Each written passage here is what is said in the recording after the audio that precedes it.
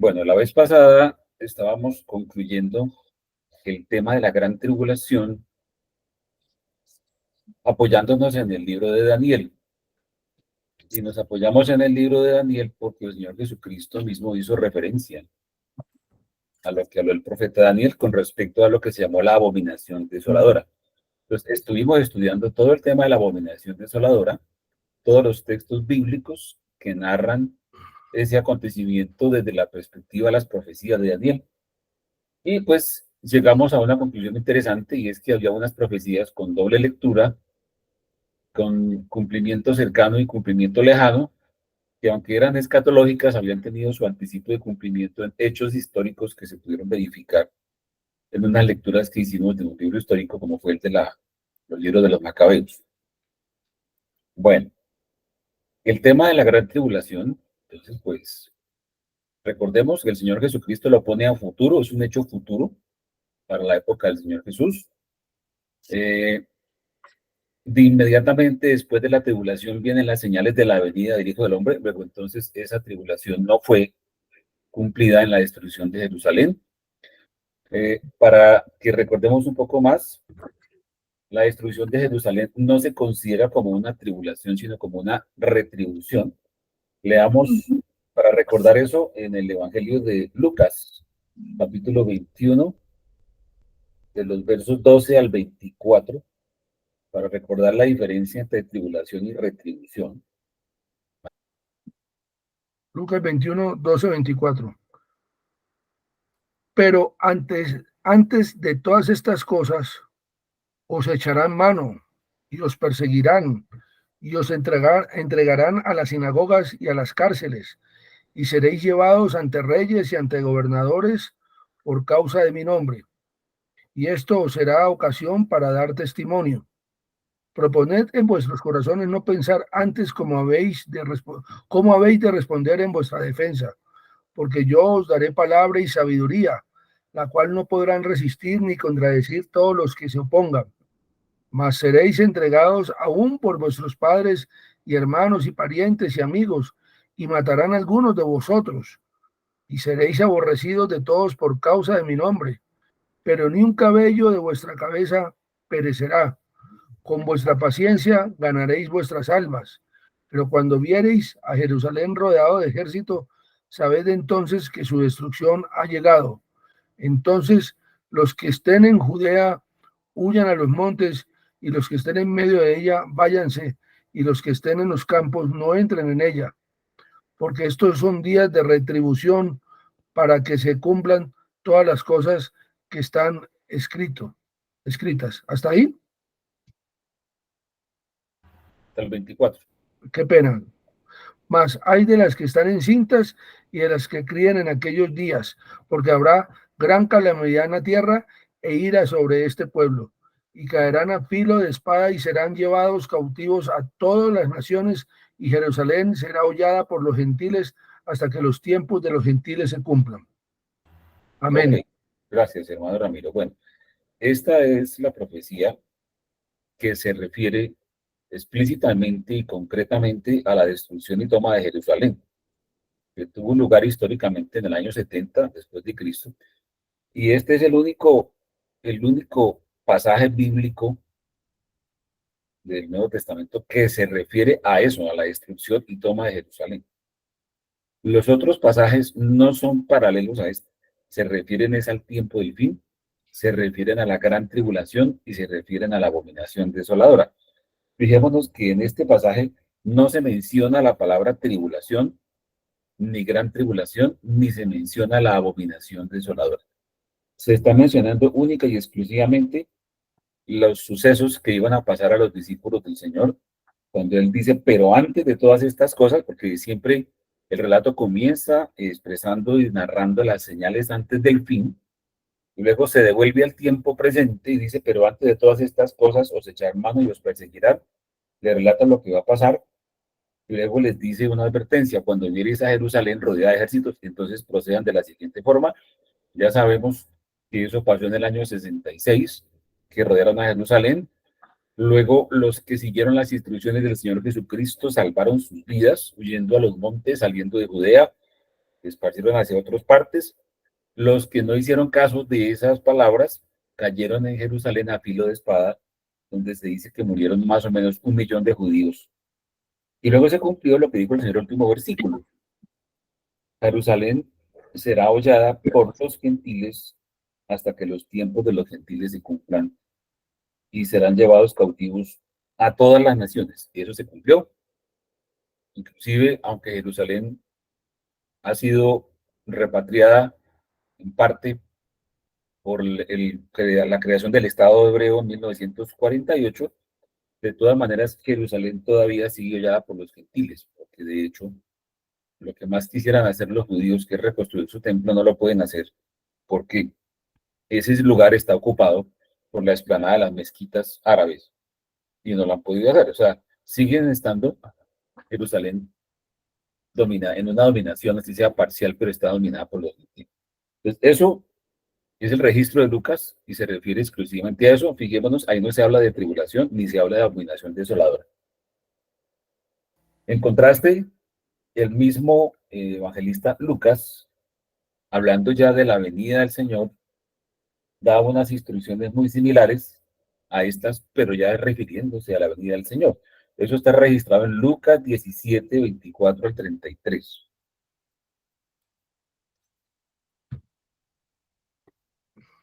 24, Al 33.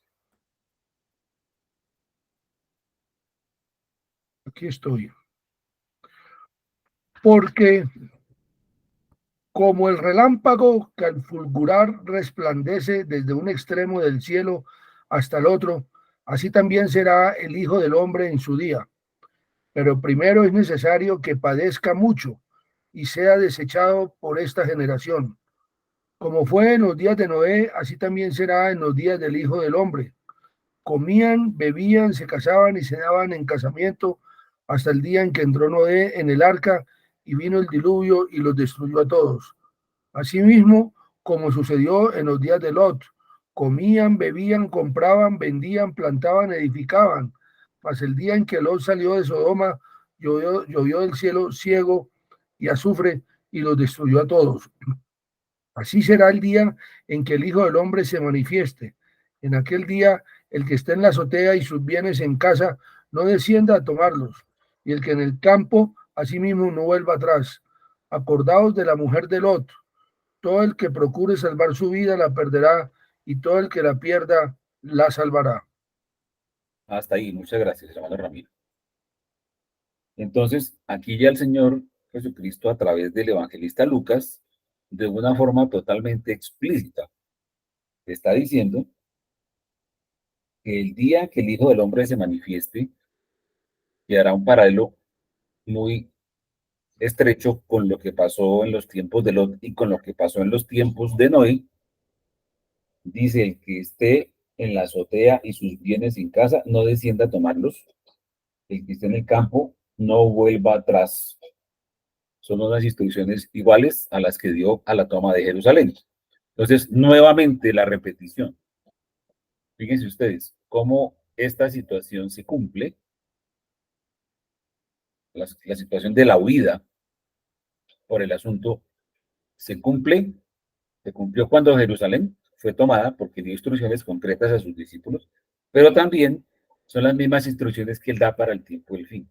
Por esa razón es que vemos que los registros de los evangelistas, Lucas 17, no 21, sino 17, que acabamos de leer, Mateo 24 y Marcos 13, se refieren es al tiempo del fin, no se refieren a la toma de Jerusalén, aunque haya unas instrucciones que son muy parecidas, por no decir iguales, pero el contexto en que están dichas es el contexto del tiempo del fin. Y hablan de la abominación desoladora. Por ejemplo, miremos la gran tribulación descrita en Jeremías 30, del 1 al 9.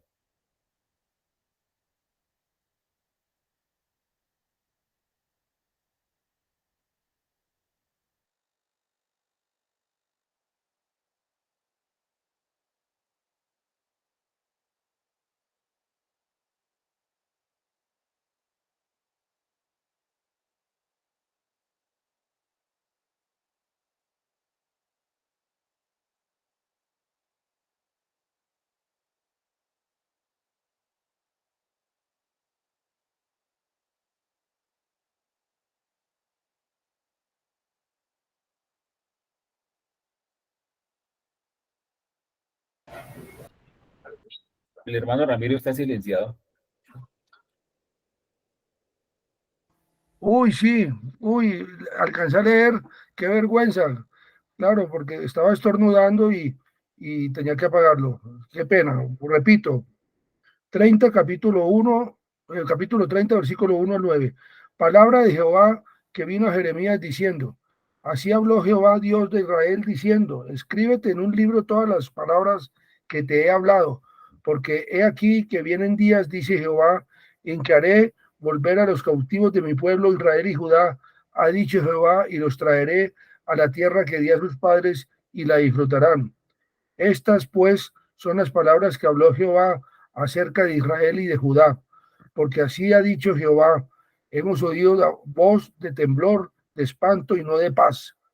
Inquirid ahora y mirad si el varón da a luz, porque he visto que todo hombre tenía las manos sobre sus lomos, como mujer que está de parto, y se han vuelto pálidos todos los rostros. Ah, cuán grande es aquel día, tanto que no hay otro semejante a él, tiempo de angustia para Jacob, pero de ella será librado. En aquel día, dice Jehová de los ejércitos, yo quebraré su yugo de tu cuello y romperé tus coyundas, y extranjeros no lo volverán más a poner en servidumbre, sino que servirán a Jehová su Dios y a David su rey, a quien yo les levantaré. Amén. Ahí también hay una tribulación que está anunciada para el pueblo, ese tiempo de angustia para Jacob, o sea, para el pueblo de Israel, porque también va a ser atribulado Israel antes de su restauración plena. Miremos, por ejemplo, en el Evangelio de Marcos, capítulo 13, del 14 al 20.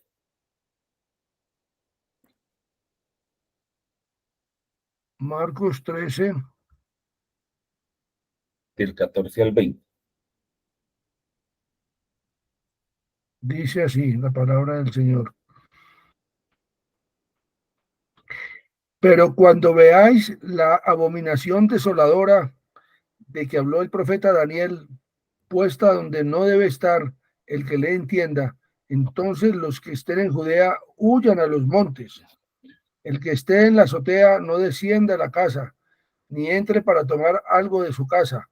Y el que esté en el campo no vuelva atrás a tomar su capa. Mas hay de las que estén encintas y de las que críen en aquellos días.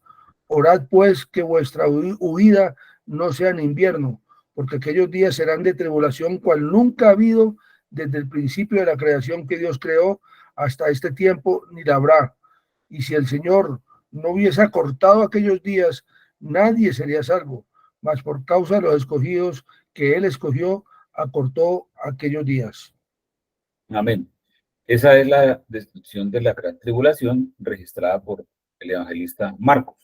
Y fijémonos que da instrucciones concretas, y aquí sí se refiere específicamente a la abominación desoladora, puesta donde no debe estar, y se refiere a la gran tribulación que nunca la ha habido ni la habrá.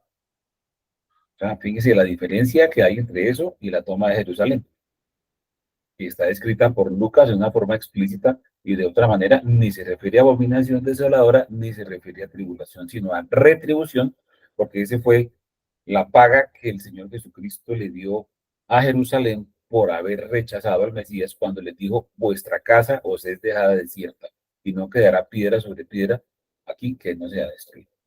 Bueno, fíjense ustedes otra cosa. Hay personas, cristianos, que en medio de la tribulación van a salir victoriosos de allí. Eso lo estaban mencionando Apocalipsis 7, del 9 al 14. Apocalipsis 7,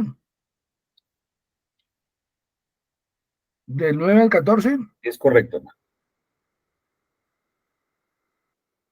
Después de esto miré y aquí una gran multitud, la cual nadie podía contar, de todas naciones y tribus y pueblos y lenguas, que estaban delante del trono y en la presencia del Cordero, vestidos de ropas blancas y con palmas en las manos, y clamaban a gran voz diciendo, la salvación pertenece a nuestro Dios que está sentado en el trono y al Cordero. Y todos los ángeles estaban en pie alrededor del trono y de los ancianos y de los cuatro seres vivientes, y se postraron sobre sus rostros delante del trono y adoraron a Dios, diciendo, amén, la bendición y la gloria y la sabiduría y la acción de gracias y la honra y el poder y la fortaleza sean a nuestro Dios por los siglos de los siglos. Amén.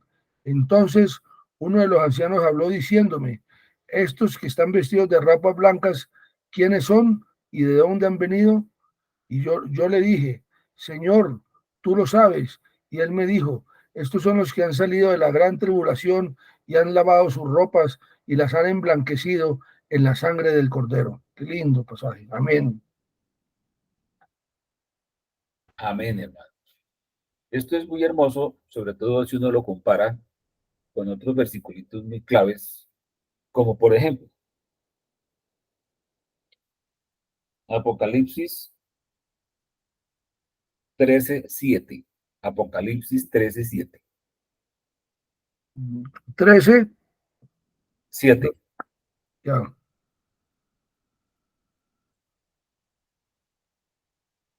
Y se le permitió hacer guerra contra los santos y vencerlos. También se le dio autoridad sobre toda tribu, pueblo, lengua y nación. Ok, en contraste, volvamos a leer el versículo que ya leímos, Apocalipsis 7:9.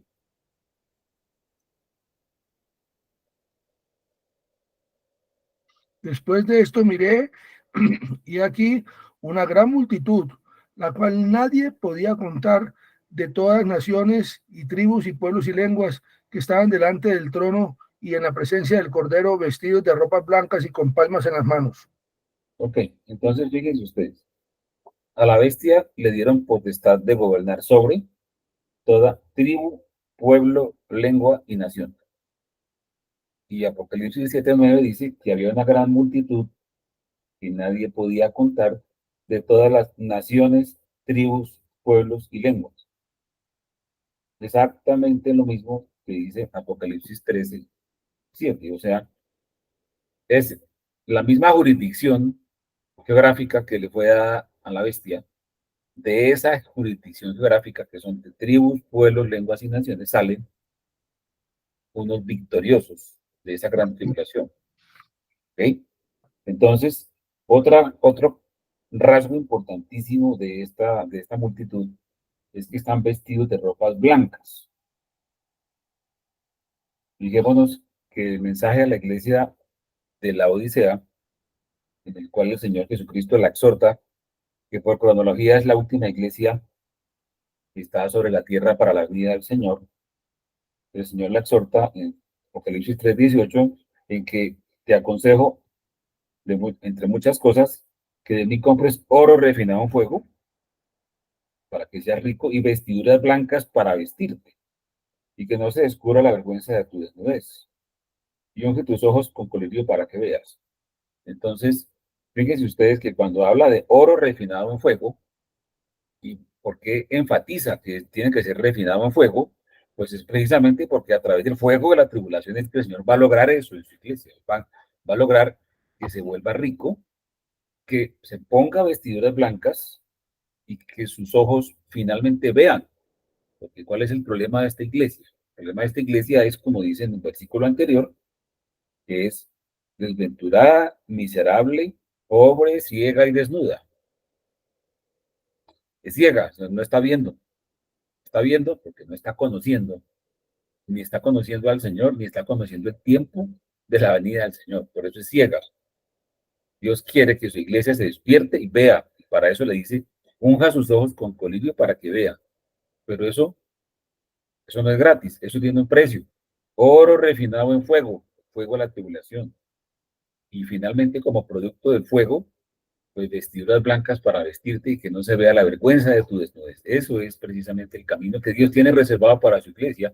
Por esa razón, la iglesia victoriosa tiene que salir de esa tribulación. Y ahí estamos viendo en Apocalipsis el cumplimiento de esa obra que el Señor se propuso y el fruto de la exhortación que el Señor hace a la iglesia de la Odisea, cumplido en Apocalipsis 7:9, ven una multitud que se vistió ropas blancas y que salieron de la gran tribulación, como lo dice el mismo texto en el versículo 14. Bueno, Esa tribulación o esa gran tribulación, se especula mucho que la tribulación dura 7 años. Vamos a revisar exactamente cuánto es que dura la gran tribulación. Mi primer texto es Daniel 9:27. Daniel 9, 27.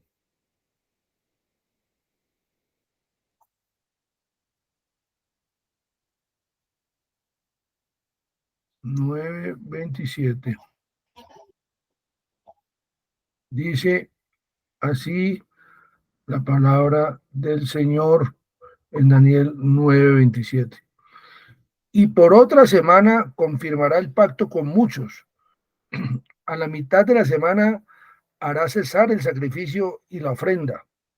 Después, con la muchedumbre de las abominaciones, vendrá el desolador hasta que venga la consumación y lo que está determinado se derrame sobre el desolador.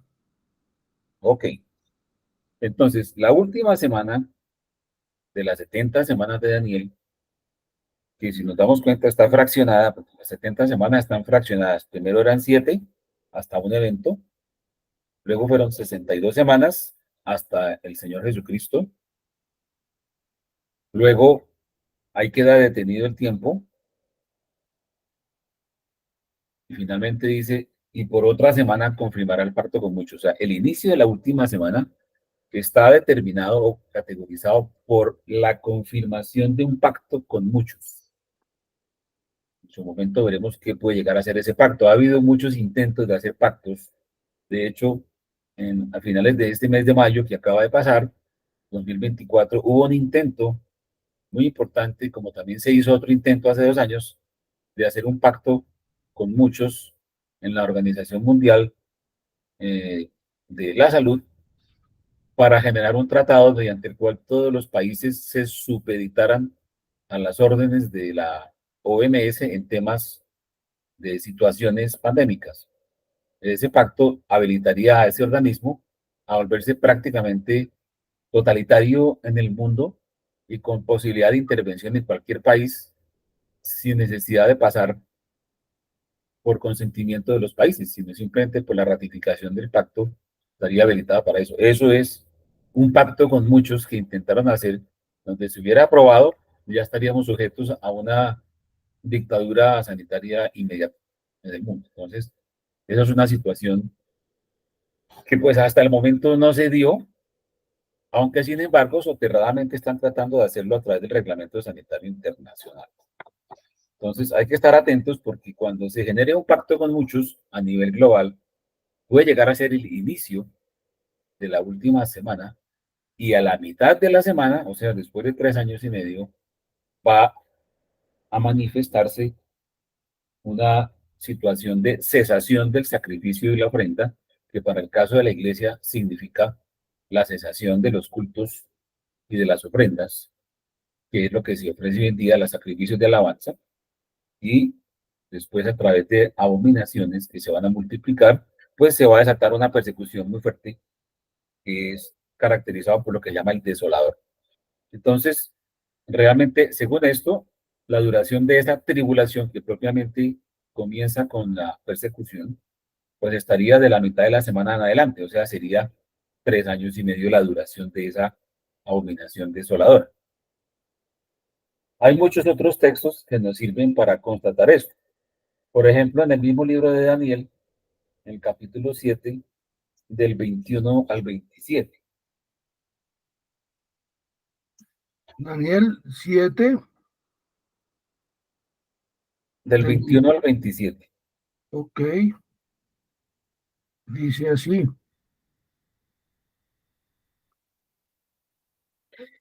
Y veía yo que este cuerno hacía guerra contra los santos y los vencía, hasta que vino el anciano de días y se dio el juicio a los santos del Altísimo. Y llegó el tiempo y los santos recibieron el reino.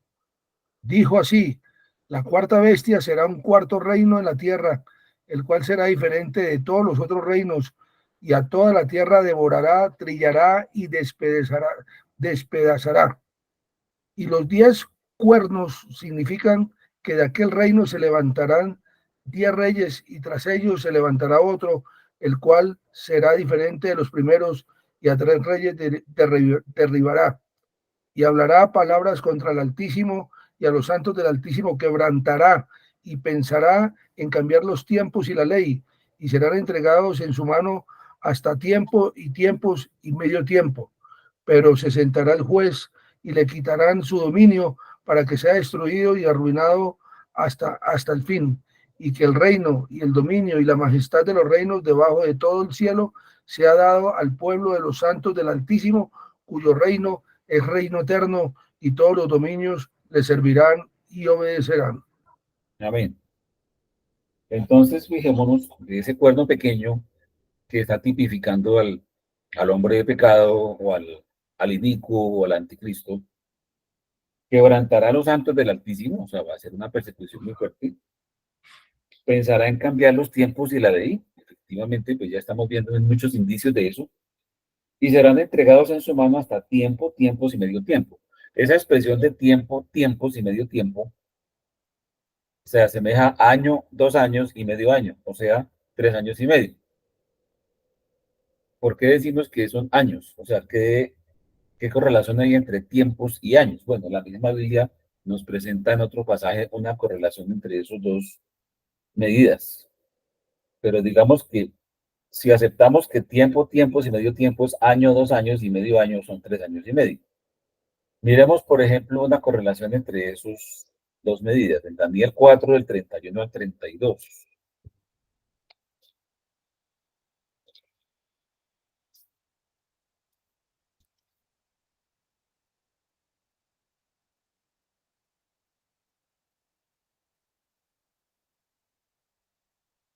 Está silenciado el hermano Ramiro.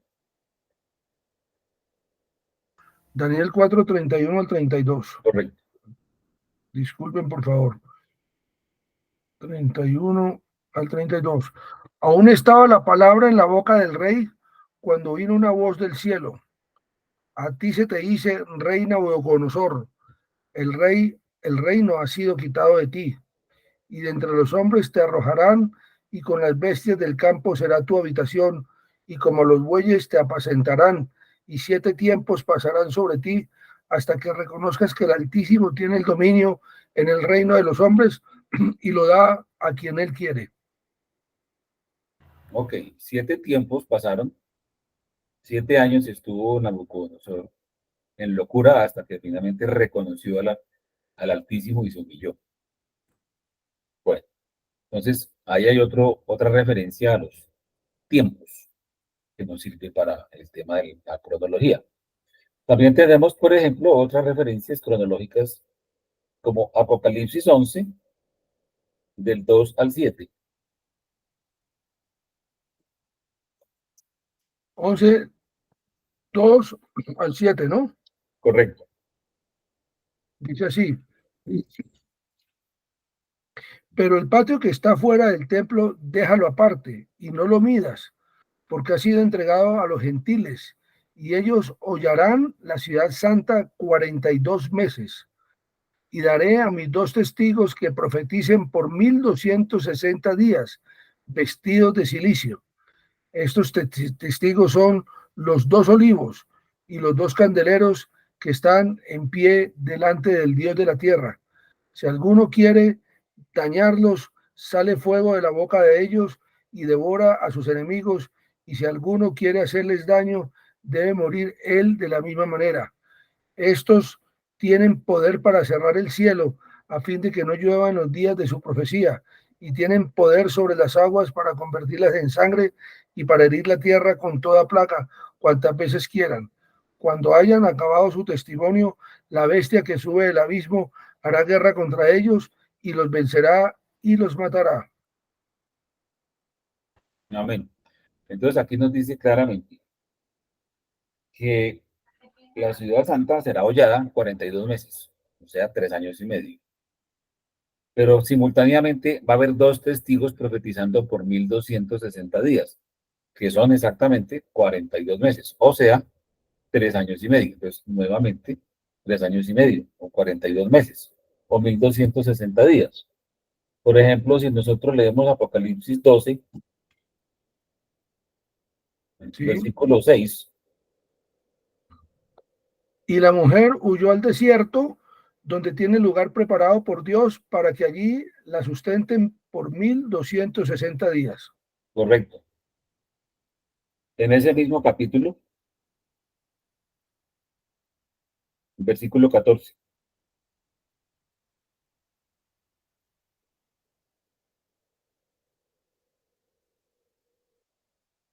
Y se le dieron a la mujer las dos alas de la gran águila para que volase de delante de la serpiente al desierto, a su lugar donde es sustentada por un tiempo y tiempos y la mitad de un tiempo. Ok, o sea, año, 2 años y medio año, o sea, 3 años y medio, que son 1260 días, ¿no? Y si miramos, por ejemplo, Apocalipsis 13:5, ¿cuánto tiempo le dieron a la bestia para que tuviera gobierno? También se le dio boca que hablaba grandes cosas y blasfemias, y se le dio autoridad para actuar 42 meses. O sea, el mismo periodo de tiempo. Entonces, la bestia va a estar actuando, el cuerno pequeño, el que va a quebrantar los santos del Altísimo, la persecución a la mujer, todo eso, 1260 días, 42 meses.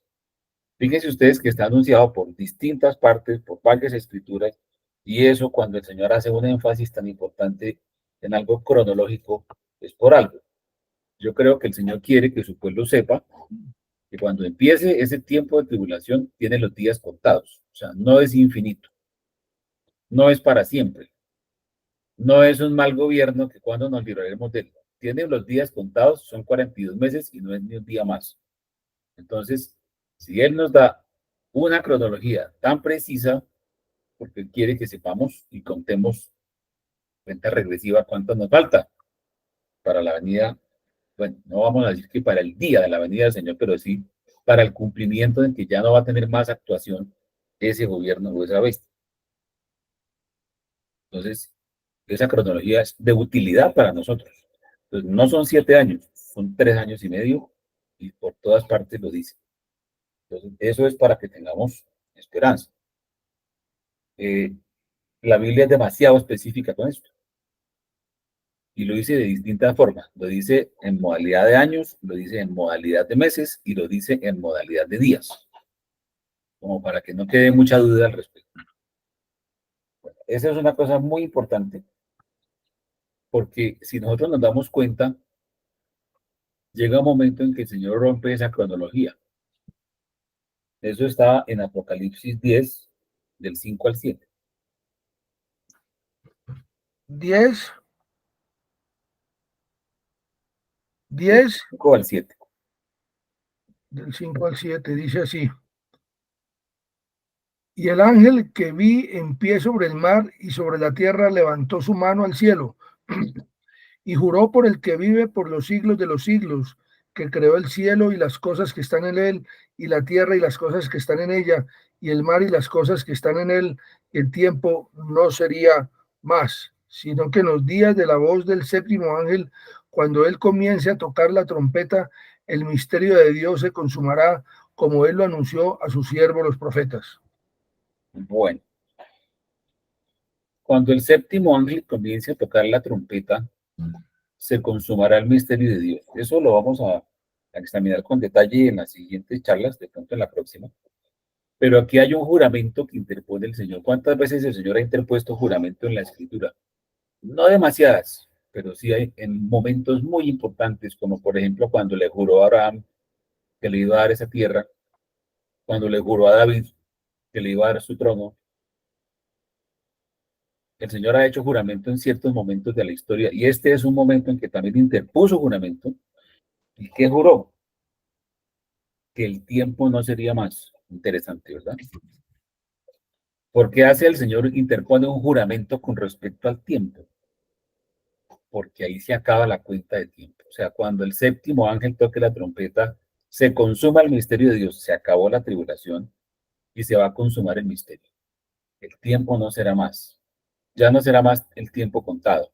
Hasta ahí llega la cuenta de tiempo. Hasta ahí se acaba la cronología. Entonces, eso nos sirve a nosotros para entender que el toque de la séptima trompeta marca el fin de los 1260 días o 42 meses marca el fin de la tribulación. El tiempo no será más. Es un tip demasiado importante para tenerlo en cuenta y por algo está en la escritura, porque recordemos que la escritura es para nosotros. Lo que Dios dio en su escritura es el legado que nos dieron. Y por eso es tan importante estudiarla, porque allí tenemos unos parámetros importantísimos de los cuales nos podemos asir, como dice el apóstol Pedro, como una firme ancla del alma para poder conocer y tomar decisiones. El mismo profeta Daniel, cuando ya estaba presintiendo que estaba llegando el final de los 70 años, que la profecía bíblica había dicho que el pueblo iba a estar cautivo, Babilonia, y ya Daniel estaba como haciendo las cuentas y dándose cuenta de que estaba como llegando el tiempo, empezó a orar a Dios y a decirle, bueno, Señor, yo creo que ya están como pasando los 70 años. Y tú dijiste, entonces, ¿qué? Y bueno, se cumplieron los 70 años y vino el cumplimiento de la profecía en la cual se iba a poner fin a la cautividad. Entonces, es completamente lícito, válido, yo diría que es hasta obligatorio para un hijo de Dios tener en su cabeza los eventos que Dios ha puesto o ha marcado con cronologías, porque precisamente esas cronologías son las que nos dan que la palabra de Dios nunca falla. Podemos asirnos de esas promesas de Dios que están sujetas a cronologías. Bueno, hasta ahí como para terminar el módulo de la vez pasada, que nos faltaba hablar de cronología, que es ustedes que tiene su importancia la cronología también. Recuerden que si tienen preguntas, las puedes ir escribiendo ahí por el chat. Cuando llegue el momento, el moderador nos dará el momento de contestarlas. Pero digamos que por ahora, pues, considero cerrado el segundo módulo y pasamos al tercer módulo, que es, Hermano sí, Santiago, adelante. siempre hemos dicho que a las 8 y a las 9:20 es las preguntas, pero considero conducente y tomándome la libertad, si hay alguna pregunta, un tiempito que hagamos de 10, 15 minuticos en vez de las 9:20, porque vamos a entrar a otro módulo, y si hay alguna inquietud, y yo quisiera escribirla, pero me queda difícil escribir mientras estoy moderando. Entonces, ¿hay alguna pregunta eh, para hacer? Eh, Teniendo este espacio, que me he tomado la arbitrariedad para bien de todos, que podamos consultar, o no hay ninguna pregunta. Voy a mirarla. A ver, no, no hay ninguna pregunta. Yo tendría una pregunta, no la hago por escrito porque me tocaría parar y escribirla. Entonces, pero es para todos. Creo que es importante. En Apocalipsis 11 del 2 al 7 nos habla de que hay unos testigos y que son los dos olivos.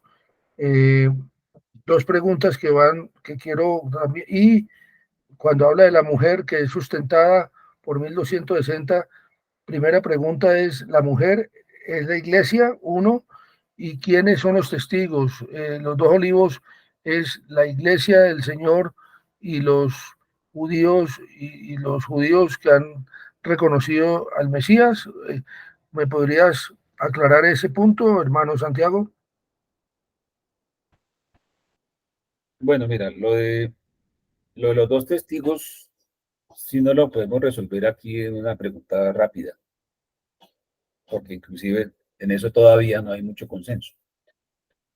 Lo de la mujer, pienso que en la charla que sigue, que vamos a hablar de eso, nos va a ser bastante aclarado el tema. Y pues sí, tiene que ver con la iglesia, lógicamente que sí. Pero pienso que en el módulo 3 vamos a poder resolver el tema de la mujer, por lo menos. Los dos testigos da para una sesión exclusiva dedicada a eso. Ok, gracias, hermano Santiago. Muy bien, con gusto. Bueno, entonces vamos a hablar sobre un tema demasiado importante que es el centro medular de la escatología bíblica y es la venida del Señor, la venida del Hijo del Hombre. Y vamos a estudiar la venida del Hijo del Hombre de pronto en una secuencia distinta a la que podamos estar acostumbrados a estudiarla, pero pero pienso que en esta secuencia se va a entender mucho mejor una cantidad de implicaciones que tiene la venida del Hijo del Hombre. Bueno, empecemos examinando una escritura que es Segunda de Tesalonicenses 2, del 1 al 4.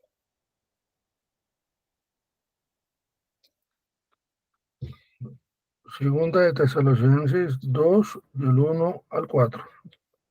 Pero con respecto a la venida de nuestro Señor Jesucristo y nuestra reunión con Él, os rogamos, hermanos, que no os dejéis mover fácilmente de vuestro modo de pensar,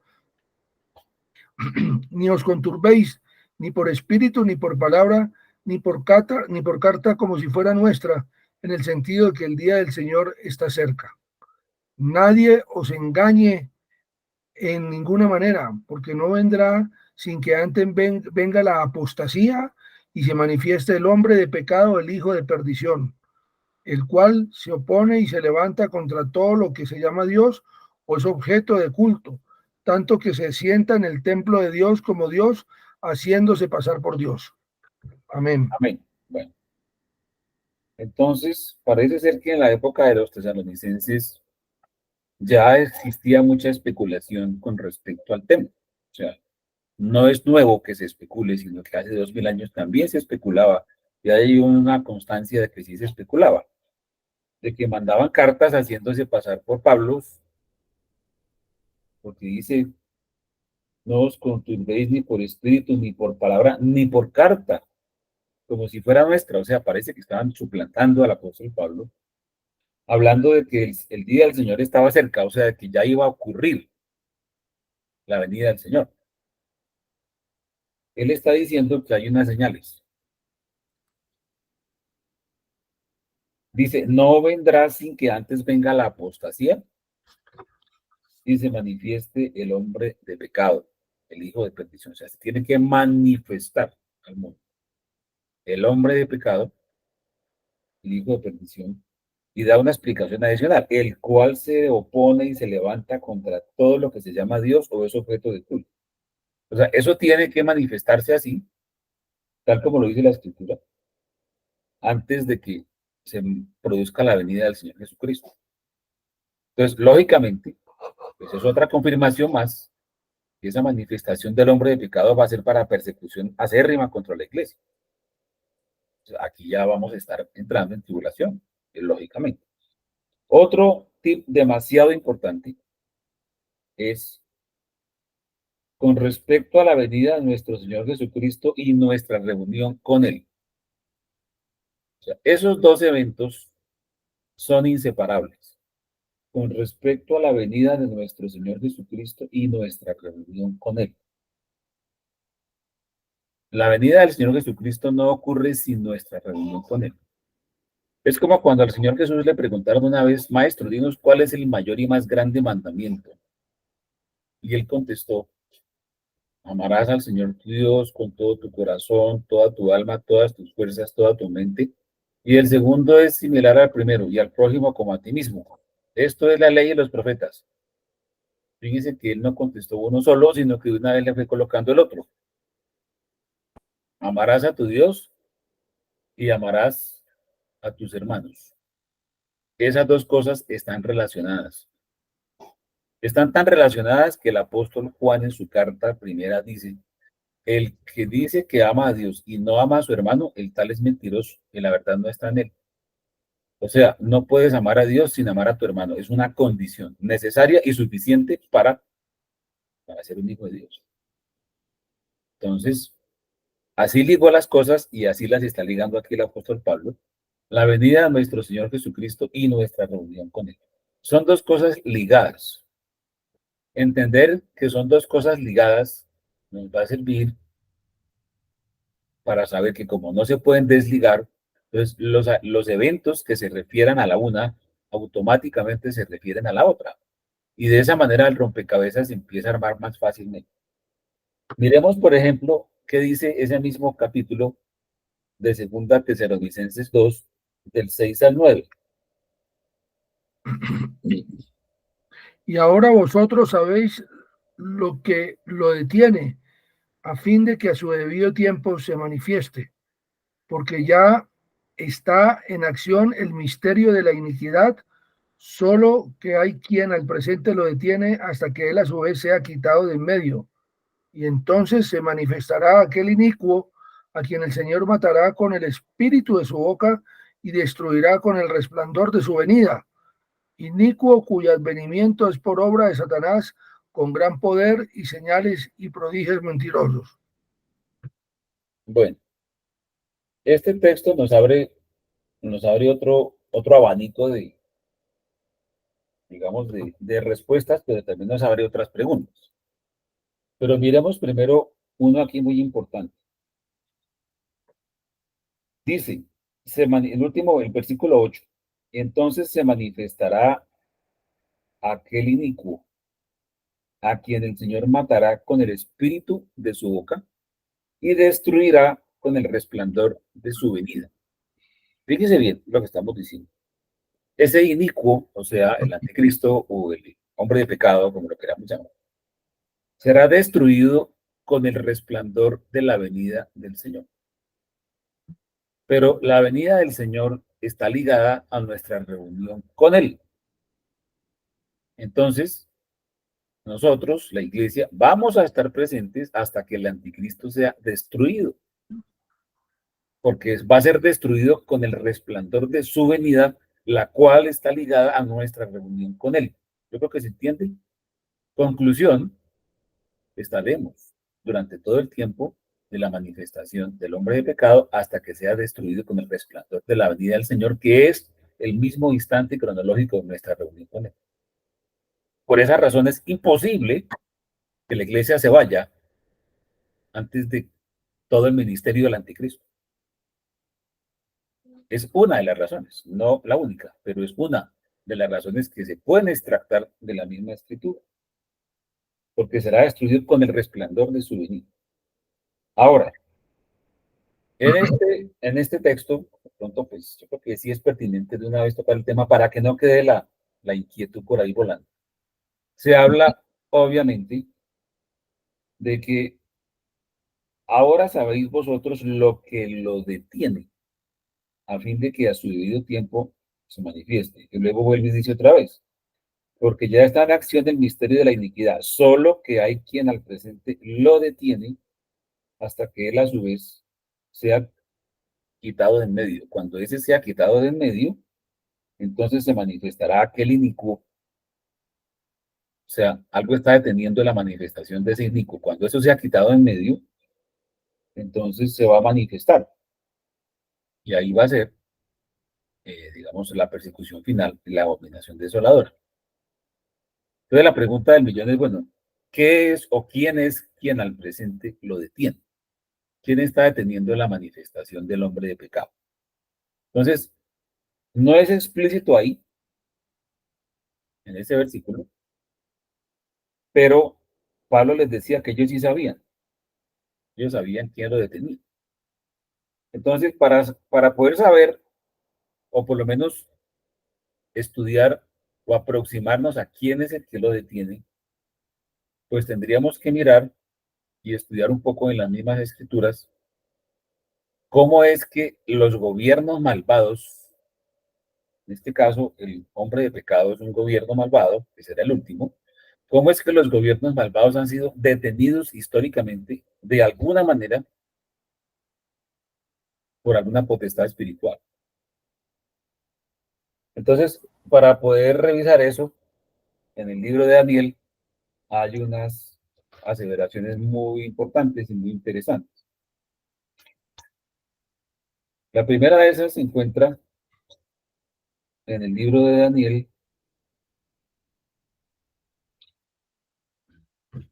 en el capítulo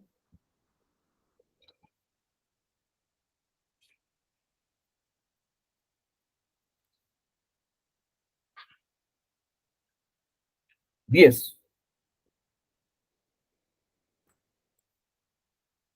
Para contextualizar aquí quién es el que le habla a Daniel, Capítulo 10. sí, para contextualizar aquí quién es el que está hablando con Daniel, que es otra visión que tuvo.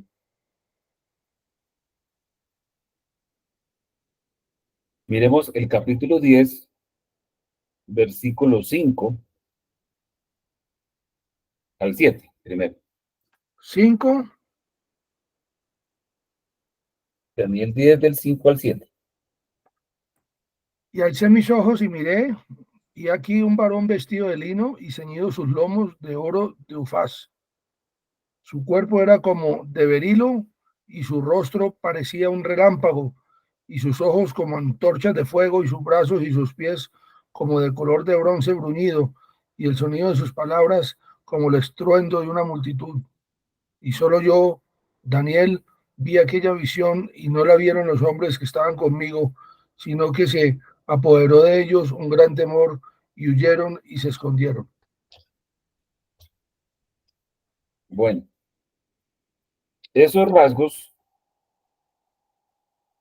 que están allí se parecen mucho a los rasgos del Señor Jesucristo. Por ejemplo, leamos en Apocalipsis capítulo 1, versículos 12 al 15.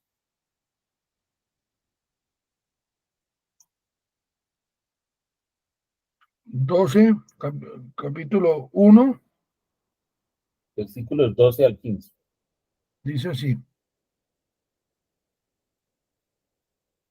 y me volví para ver la voz que hablaba conmigo, y vuelto vi 7 candeleros de oro, y en medio de los 7 candeleros a uno semejante al Hijo del Hombre, vestido de una ropa que llegaba hasta los pies y ceñido por el pecho con un cinto de oro. Su cabeza y sus cabellos eran blancos como blanca lana, como nieve, sus ojos como llama de fuego, y sus pies semejantes al bronce bruñido, refulgente como en un horno, y su voz como estruendo de muchas aguas. Ok, para nadie es un secreto que esa es la revelación de Jesucristo a Juan. O sea, ese personaje con esas características es el Señor Jesucristo. Aquí, en el caso de Daniel, también tenía la voz como el estruendo de muchas aguas, una multitud, sus pies como de color de bronce bruñido, su cuerpo de berilo, sus ojos como antorchas de fuego. O sea, es el mismo Señor Jesucristo revelado a Daniel, y él es el que se le reveló en esa visión, en esta profecía que estamos viendo aquí, en el río Hidekel. Bueno, ¿qué pasa? Es como una respuesta a la oración que Daniel acababa de hacer por su pueblo, después de que el arcángel Gabriel le había revelado la profecía de las 70 semanas. La siguiente revelación que tuvo Daniel fue esta visión con el Señor Jesucristo. Entonces, ¿qué le dice el Señor Jesús a Daniel?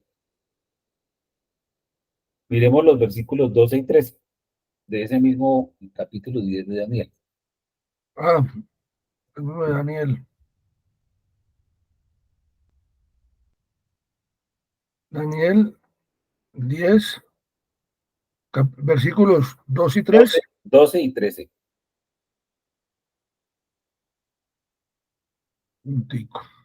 12 y 13. Entonces me dijo Daniel: no temas, porque desde el primer día que dispusiste tu corazón a entender y humillarte en la presencia de tu Dios, fueron oídas tus palabras, y a causa de tus palabras yo he venido.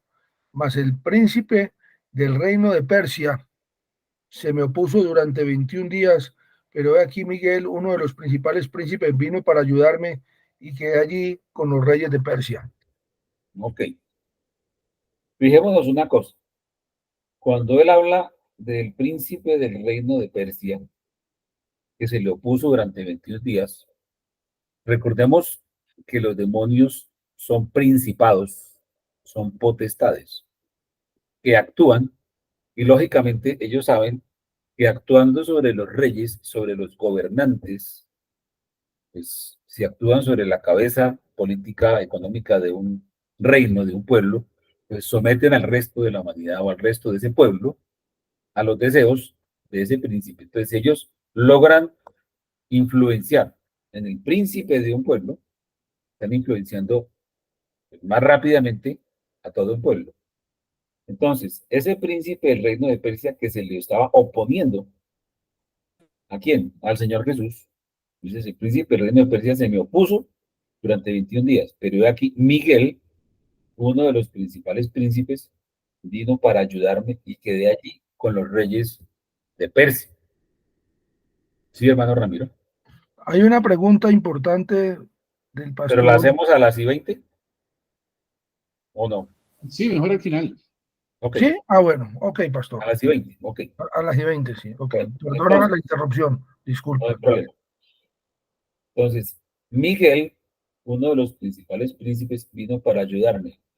O sea, había una guerra espiritual en las regiones celestes que tenía que ver con un principado que actuaba en el rey de Persia. ¿Ya? Hay un registro bíblico que estaba pasando eso. Y que hubo otro sujeto llamado Miguel, que sabemos que es un arcángel parecido a Gabriel, que tenía por misión ayudarle al Señor Jesucristo a contener la maldad que un demonio o un principado estaba intentando influenciar sobre el rey de Persia. Luego leímos otros dos versículos, 20 y 21, donde dice, ¿sabes por qué he venido? Pero ahora me tengo que volver para pelear contra el príncipe de Persia y al terminar con él, el príncipe de Grecia vendrá. Esos príncipes no son humanos, son demonios que actúan en los humanos, en los respectivos príncipes o reyes de esas provincias. La guerra es espiritual y se está librando allí. Dice, pero yo te declararé lo que está escrito en el libro de la verdad y ninguno me ayuda contra ellos, sino Miguel, vuestro príncipe. O sea, vuelve y hace referencia a Miguel. Si nosotros nos vamos a la epístola de Judas, versículo 9, capítulo único.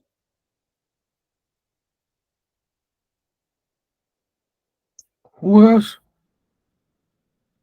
capítulo único, versículo 9. Sí, señor. Sí.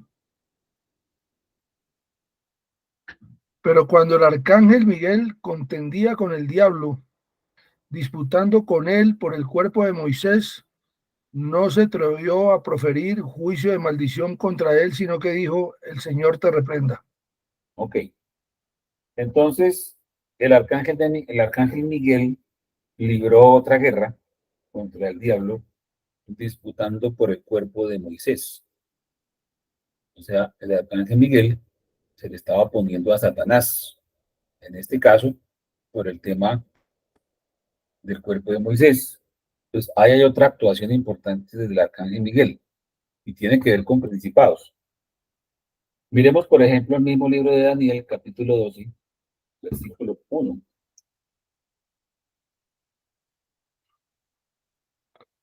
Daniel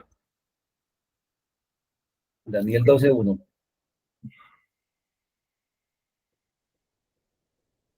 12:1 dice, en aquel tiempo se levantará Miguel, el gran príncipe que está de parte de los hijos de tu pueblo, y será tiempo de angustia, cual nunca fue desde que hubo gente hasta entonces.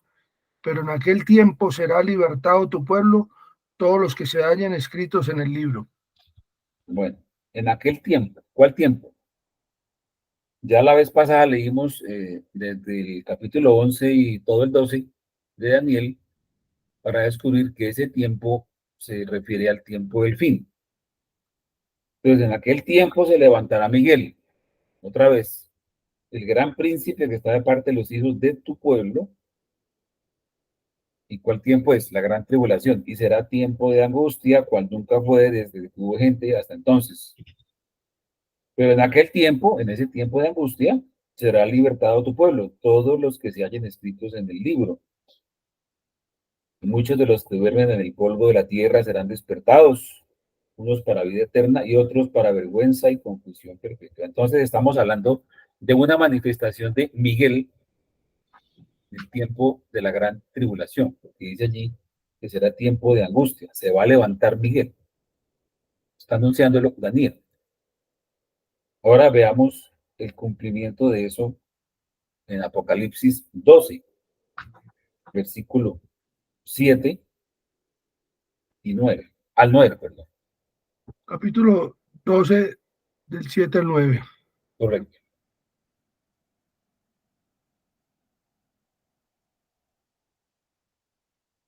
Después hubo una gran batalla en el cielo. Miguel y sus ángeles luchaban contra el dragón y luchaban el dragón y sus ángeles. Pero no prevalecieron ni se halló ya lugar para ellos en el cielo. Y fue lanzado fuera el gran dragón, la serpiente antigua, que se llama Diablo y Satanás, el cual engaña al mundo entero. Fue arrojado a la tierra y sus ángeles fueron arrojados con él. Ok. La última aparición del arcángel Miguel, que está anunciada en Daniel, la acabamos de leer al inicio de la gran tribulación, se cumple aquí. Hubo una gran batalla en el cielo. Fíjese que la batalla es en el cielo aún. Recordemos que la escritura nos enseña que los diablos, los demonios actúan en las regiones celestes, o sea, actúan en el cielo. Por esa razón es que incluso se pueden ir a presentar delante de Dios como lo hizo Satanás cuando el tema de Job.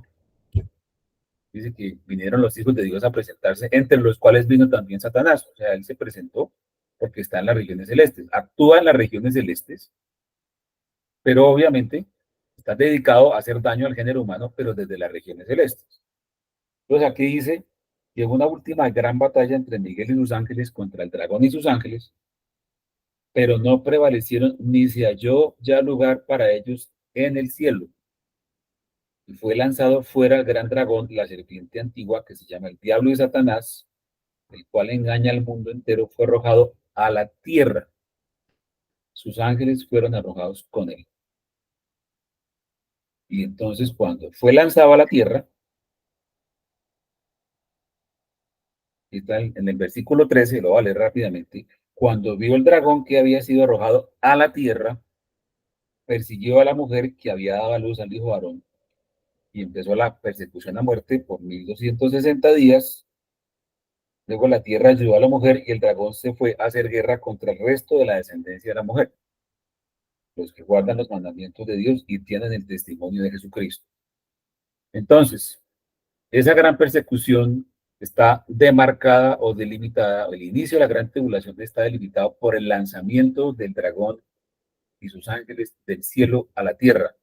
Entonces, al sacarlos del cielo, es donde viene la gran transferencia, los saca del cielo el arcángel Miguel, los tira en la tierra, y entonces salen de la potestad del arcángel Miguel. El arcángel Miguel actúa en su jurisdicción, que son las regiones celestes. Cuando es lanzado a la tierra, entonces ahora esa transferencia se le pasa a la iglesia. Y la iglesia es la que tiene que lidiar ahora contra el dragón y sus ángeles. Por esa razón se llama gran tribulación, cual nunca la ha habido ni la habrá, porque vamos a tener que enfrentar a las tinieblas directamente en la tierra. De hecho, inclusive ignoramos aún muchos detalles de cómo será esa manifestación, de ese lanzamiento de esas potestades a la tierra, pero no en vano andan en todo el mundo tratando de preparar a la gente para una invasión extraterrestre, o sea, se están inventando cantidades de cosas, una invasión alienígena, eso no hayan que inventarse, hasta tienen la forma de hacerlo holográficamente. Bueno, yo no sé, pero lo cierto es que preparémonos porque podemos ver cosas que no nos hemos ni siquiera imaginado y simplemente va a ser el cumplimiento de ese lanzamiento del dragón y sus ángeles del cielo a la tierra. ¿Qué pasa? Que hasta el momento el arcángel Miguel, y ustedes lo pueden ver allí en la escritura, le ha ayudado al Señor Jesucristo a detener la maldad de los gobiernos. Pero va a llegar un momento en el cual lo van a lanzar a la tierra y el arcángel Miguel se va a quitar de en medio porque va a quedar fuera de su potestad y lo va a lanzar a la tierra. Pues aquí viene la paciencia de los santos, como dice la escritura, y la fe de los santos, a lidiar directamente contra el dragón encarnizado y obviamente los personificado en el hombre de pecado directamente en la tierra. Entonces, esto va a ser una batalla a muerte, pero para este momento la iglesia tendrá que estar preparada para hacerle frente. Sale de la jurisdicción del arcángel Miguel y entra a la jurisdicción de la iglesia. Entonces, Cuando se dice, vamos a volver otra vez al texto principal de Tesalonicenses, que hay quien al presente lo detiene, hasta que él a su vez sea quitado en medio, pues históricamente lo ha detenido el arcángel Miguel apoyando al Señor Jesús, pero finalmente va a ser quitado de en medio y va a ser lanzado a la tierra. Y eso está muy claro que va a pasar. Entonces, cuando se interpreta ese versículo en el aspecto de que lo detiene es el Espíritu Santo y que el Espíritu Santo va a ser quitado con un arrebatamiento, pues fijémonos que ya hay contradicciones entre eso y que el resplandor de su venida, que es la venida del Señor, que ocurre con nuestra reunión con Él, al mismo tiempo es la que va a destruir el gobierno del anticristo, pues entonces contradeciría que la iglesia no se va a ir, sino hasta cuando el Señor Jesucristo aparezca, porque es precisamente nuestra reunión con Él. Entonces, realmente sale de la jurisdicción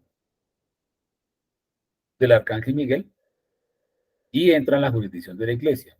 El que al presente lo detiene va a ser quitado de en medio, entonces se va a manifestar sin ninguna restricción, porque hasta el momento tiene restricciones encima, se va a manifestar sin ninguna restricción ese hombre de pecado, y por eso es que va a ser la tribulación tan sumamente grande. Hermano Ramiro, creo que tiene usted unas preguntas por ahí. Sí, no, una en concreto. La solicita del pastor Miguel, dice, si no va a haber reconstrucción del templo, ¿a qué templo se refiere segunda de Tesalonicenses 2:4? Y hace mención al hombre de iniquidad, el cual se opone y se levanta contra todo lo que se llama Dios o es objeto de culto, tanto que se sienta en el templo de Dios como Dios, haciéndose pasar por Dios. Ok, muy interesantes esas dos preguntas. Es Vamos a una, intentar es una, responderlas. perdón, es una argumentada con la segunda parte, pero es una integral. Ok, pues vamos a intentar responderla sin demorarnos mucho. Segunda Tesalonicenses 2:4, el cual se opone y se levanta contra todo lo que se llama Dios o es objeto de culto, tanto que se sienta en el templo de Dios como Dios, haciéndose pasar por Dios. Bueno, hemos contextualizado en charlas anteriores que neotestamentariamente hablando del templo de Dios es la iglesia. Recordemos que el mismo apóstol Pablo, en este mismo texto, nos dice, nadie os engañe de ninguna manera porque no vendrá sin que antes venga la apostasía. La apostasía está hablando de iglesia que apostata. La iglesia que apostata va a permitir, o sea, va a terminar rindiéndose al anticristo y rindiéndose a la bestia. Entonces ahí se va a sentar en el templo de Dios como Dios, porque lo que quiere hacer es tratar de doblegar a la iglesia. Eso es lo que quiere hacer. De hecho, no en vano, en Apocalipsis 13 nos está hablando de que la bestia que sube del mar, que es el imperio o reino político económico, va a ser secundada por otra bestia que sube de la tierra, que es una bestia que sale en el versículo 11 del capítulo 13, que es parecida a un carnero con dos cuernos, o sea, se parece mucho a Jesucristo. Y esa bestia va a hacer que adoren al dragón y adoren a la primera bestia, o sea, a la bestia política. Entonces, va a tener un falso profeta que va a hacer que el pueblo de Dios se incline hacia esa otra, de tal manera que allí es donde se va a intentar sentar ese anticristo, para que ese pueblo, entre comillas, cristiano, lo adore a él.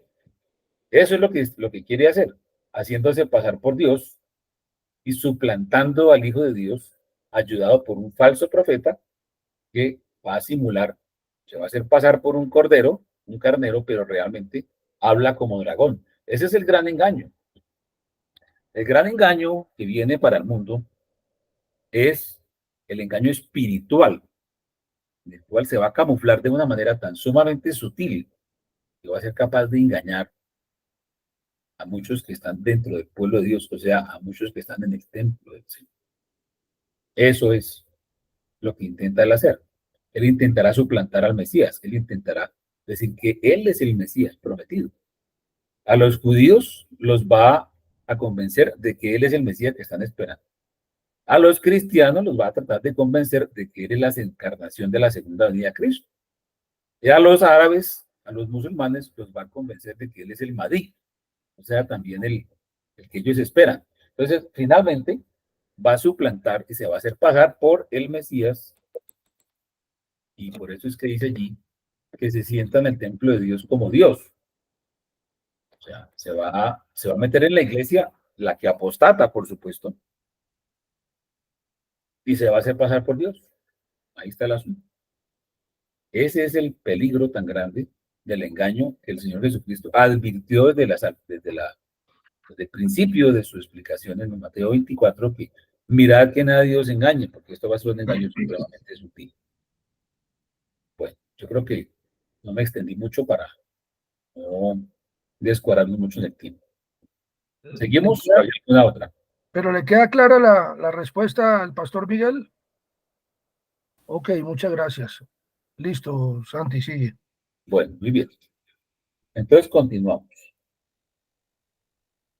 Entonces, el Espíritu Santo no es, y vamos a ver por qué no es, cuando dice, hay quien al presente lo detiene. Entonces muchos dicen, no, es que el Espíritu se va a ir y va a ser quitado, y entonces la iglesia va a ser quitada. Bueno, si eso se refiriera a la iglesia, entonces no se debería traducir como hay quien al presente lo detiene, sino hay quien al presente la detiene. O sea, sería un femenino, no un masculino.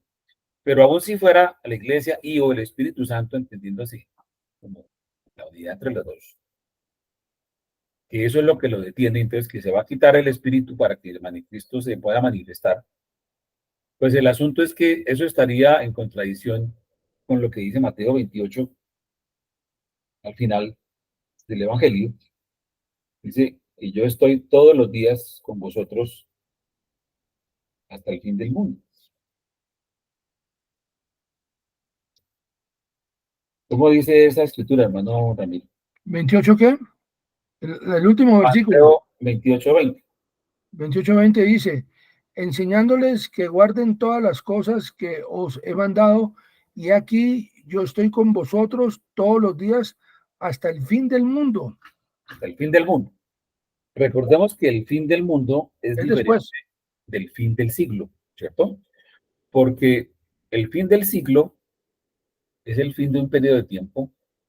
El fin del siglo es cuando se tiene lugar la siega, ¿cierto? Es hasta el fin del siglo, o sea, cuando se acaba la dispensación actual de tiempo, es un periodo de tiempo. El fin del siglo, cuando se hable de siglo, se está hablando de un periodo de tiempo. Pero cuando se termine el siglo, el tiempo no será más, es la séptima trompeta. El fin del mundo, ¿cuándo se va a dar? El fin del mundo se va a dar cuando este mundo conocido se desintegre frente al trono blanco. O sea, el fin del mundo está esclarecido en Apocalipsis 20:11.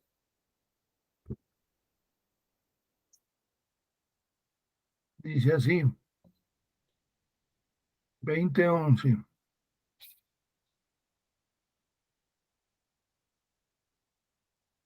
Y vi un gran trono blanco y al que estaba sentado en él, de delante del cual huyeron la tierra y el cielo, y ningún lugar se encontró para ellos. Eso. Ahí es el fin del mundo. Se desintegran la tierra y el cielo, porque va a haber nueva creación, como lo relaciona Apocalipsis 21:1.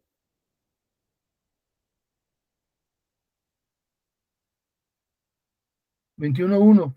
Vi un cielo nuevo y una tierra nueva, porque el primer cielo y la primera tierra pasaron y el mar ya no existía más. Ok, entonces el primer cielo y la primera tierra van a pasar. ¿En qué momento se van? Cuando se levanta el gran trono blanco para ejecutar el juicio final. Hasta ahí es el fin del mundo. Y también es el fin del cielo. O sea, es el fin de la primera creación. Génesis 1:1. En el principio creó Dios que los cielos y la tierra. Se abre ese capítulo. ¿Cuándo se cierra? Apocalipsis 20:11. Huyeron la tierra y el cielo. En ningún lugar se encontró ya para ellos. Hasta ahí llegó a la primera creación. Empieza la segunda creación, Apocalipsis 21:1, y cielo nuevo y tierra nueva. ¿Está claro? Entonces, el mundo se acaba ahí, en el juicio final, en el juicio ante el gran trono blanco. Entonces, si el Señor prometió que iba a estar con nosotros hasta el fin del mundo, pues entonces hay que creerle. Y es que de hecho el Señor viene, toma posesión de la tierra, como lo veremos en algunos versículos que vamos a seguir tratando en las siguientes charlas, inclusive esta. La iglesia va a ejecutar juicio, o sea, la iglesia no tiene que irse para ningún lado. La iglesia y los resucitados, los muertos en Cristo que resucitan, vienen con el Señor, no es para irse, sino para quedarse, porque los justos, los santos, vamos a juzgar el mundo. Del templo salen los 7 ángeles con las copas. Entonces, ¿para dónde se van? No, el Señor los quiere tener aquí para hacerlos copartícipes de los juicios sobre el mundo. Y después de terminar con los juicios sobre el mundo, ¿qué viene? Pues viene el milenio. Entonces van a reinar con Cristo. Entonces, ¿para dónde se van? Jesús va a estar con ellos, sigue con ellos, no se va para ningún lado. Es que la iglesia no es una iglesia para que se vaya en forma cobarde. La iglesia es una iglesia para que sea una valiente. Y para que, si tantas veces nos hemos quejado de la injusticia, del pecado, de todo lo que está pasando, el Señor nos va a decir, bueno, listo, entonces vengan y ustedes mismos, conmigo a la cabeza, vamos a sacar a esta gente de aquí, vamos a ejecutar juicio, vamos a quitarles el reino, como dice allí, que va a ser entregado a los santos del Altísimo. Ese es el verdadero propósito de Dios, no es coger a una iglesia cobarde y sacarla corriendo. Eso no tiene soporte bíblico en ninguna parte. Más bien, todos los soportes bíblicos muestran es que es con oro refinado en fuego, que es después de la tribulación de aquellos días. O como lo dice la misma escritura Tesalonicenses, el resplandor de su venida, que es nuestra reunión con él, es lo que va a acabar y va a destruir el reino del anticristo. Esa es la parte interesante. Si hay alguna otra pregunta, el protocolo del hermano Miguel es que la escriban en el chat y entonces el hermano Ramiro en su momento la interrumpí, la ley y seguimos. Entonces, si alguien tiene alguna pregunta, lo invitamos a que la formule en el chat de la reunión. Bueno, ese es el asunto con este tema. Entonces, por esa razón es que es tan importante empezar a leer estas escrituras de una manera contundente. No hay ninguna pregunta, hermano Santiago. Bueno, listo. Entonces, ¿quién detiene la manifestación del anticristo? Bueno, está el Señor Jesús y tiene un comisionado que ha detenido históricamente el desbordamiento de la maldad en los gobiernos, que es el arcángel Miguel, cuya misión la hemos visto allí registrada en unas escrituras.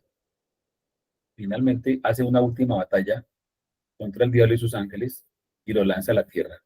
Sale de su jurisdicción y obviamente pues ya no va a ser él quien lo va a detener, va a ser la iglesia la que tiene que enfrentarlo. Entonces, ese es lo que al presente lo detiene, pero va a ser quitado del medio y va a ser lanzado a la tierra. Por eso es gran tribulación. Vamos a seguir leyendo las escrituras de la venida del Señor. Primera de Tesalonicenses 4, del 13 al 17. Primera de Tesalonicenses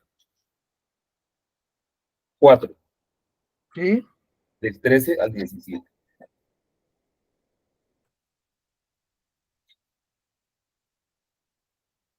Dice así del 13 al 17. Tampoco queremos, hermanos, que ignoréis acerca de los que duermen, para que no os entristezcáis, como los otros que no tienen esperanza. Porque si creemos que Jesús murió y resucitó, así también traerá Dios con Jesús a los que durmieron en él. Por lo cual os decimos esto en palabra del Señor, que nosotros que vivimos, que habremos quedado hasta la venida del Señor, no precederemos a los que durmieron, porque el Señor mismo, con voz de mando, con voz de arcángel y con trompeta de Dios, descenderá del cielo y los muertos en Cristo resucitarán primero. Luego nosotros los que vivimos, los que hayamos quedado, seremos arrebatados juntamente con él, con ellos en las nubes para recibir al Señor en el aire y así estaremos siempre con el Señor. Amén. Clarísimo, clarísimo. Amén. Vamos a examinar bien este texto porque es demasiado importante. Bueno, lo primero es que Pablo está animando a los tesalonicenses cuando les dice que no queremos que ignoren acerca de los que duermen, para que no os entristezcáis como los otros que no tienen esperanza. O sea, en medio de la persecución que estaban viviendo y los cristianos que estaban matando, les dijo, no pierdan la esperanza y les vamos a decir por qué. No se entristezcan. ¿Por qué? Entonces la respuesta es esta, porque si creemos que Jesús murió y resucitó, así también traerá Dios con Jesús a los que durmieron en él. ¿Qué significa eso? Que cuando Jesús aparezca, va a aparecer con los que durmieron en él. O sea, va a aparecer con los santos resucitados. Eso es lo que quiere decir eso. O sea, Jesús no va a aparecer solo, mejor dicho. La venida del Señor no es Jesús solo, es Jesús con sus santos resucitados, con los que durmieron en él. Ahí lo está diciendo clarito. Así también traerá Dios con Jesús a los que durmieron en él. Eso es muy claro, ¿sí? Pero hay otra cosa que está relacionada con los que durmieron en él, y es lo que sigue allí. Por lo cual os decimos esto en palabra del Señor, que nosotros que vivimos, que habremos quedado hasta la venida del Señor, no precederemos a los que durmieron, porque el Señor mismo, con voz de mando, con voz de arcángel y con trompeta de Dios, descenderá del cielo. Los muertos en Cristo resucitarán primero. Luego nosotros, los que vivimos, los que hayamos quedado, seremos arrebatados juntamente con ellos en las nubes para recibir al Señor en el aire y así estaremos siempre con el Señor.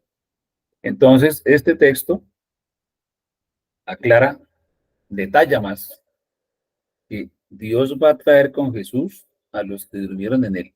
Y luego, nosotros los que quedemos, seremos arrebatados juntamente con ellos en las nubes para recibir al Señor en el aire y estaremos siempre con el Señor. ¿Qué significa eso? Que esos tres eventos, o dos, que son la venida del Señor y nuestra reunión con Él, están ligadas. Están ligados en un mismo suceso cronológico. Y nuestra reunión con Él tiene dos etapas. La resurrección de los muertos en Cristo y el arrebatamiento de los vivos. Esas dos cosas están ligadas en el suceso de la venida del Señor. Así traerá Dios con Jesús a los que mueren. O sea, el arrebatamiento, la resurrección de los muertos y la venida del Señor son eventos simultáneos, son eventos doblemente implicativos, son eventos inseparables. Si podemos creerlo, porque así lo dice la Escritura, podemos también desechar muchas fábulas que contradigan eso. Son eventos simultáneos. Eso es muy importante tenerlo en cuenta. Entonces, la venida del Señor implica la resurrección de los muertos y el arrebatamiento de los vivos. Y eso se va a dar, según lo estamos leyendo aquí en la epístola de los Tesalonicenses, dice que el Señor mismo, con voz de arcángel, con voz de mando y con trompeta de Dios, descenderá del cielo. Entonces, va a ser al sonido de una trompeta. Esa es la otra información que nos están dando aquí. En segunda Tesalonicenses nos decía que la venida de nuestro Señor Jesucristo estaba relacionada con nuestra reunión con Él, y por otro lado, nos decía que el gobierno del anticristo será destruido con el resplandor de su venida. O sea, la venida del Señor, que está ligado con nuestra reunión con Él, va a generar la destrucción del hombre de pecado y de su ministerio. Ahora aquí nos dice que eso también está relacionado con la resurrección de los muertos, el arrebatamiento de los vivos y que está ligado al toque de una trompeta. Una información más que nos da la escritura. Ahora vamos a leer en 1 Corintios 15, del 51 al 56.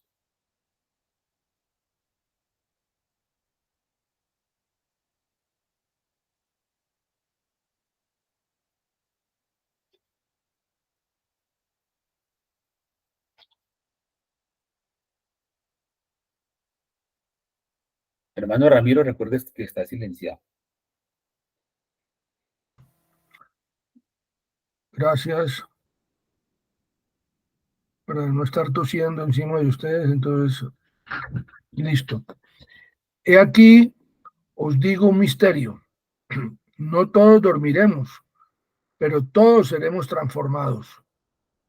En un momento, en un abrir y cerrar de ojos, a la final trompeta, porque se tocará la trompeta y los muertos serán resucitados incorruptibles y nosotros seremos transformados, porque es necesario que esto corruptible se vista de incorrupción y esto mortal se vista de inmortalidad. Y cuando esto corruptible se haya vestido de incorrupción y esto mortal se haya vestido de inmortalidad, entonces se cumplirá la palabra que está escrita: sorbida es la muerte en victoria. ¿Dónde está, oh muerte, tu aguijón? ¿Dónde, oh sepulcro, tu victoria? ¡Wow! ¡Qué belleza! Amén. Al 56 también, hermano Ramiro, por favor. 56. Ya que el aguijón de la muerte es el pecado y el poder del pecado la ley. Amén. Bueno, fíjense ustedes cómo la suma de la palabra de Dios es la verdad. Entonces es la suma de varias escrituras lo que nos da la comprensión paulatinamente completa de lo que va a ocurrir con la venida del Señor. Revisemos este texto.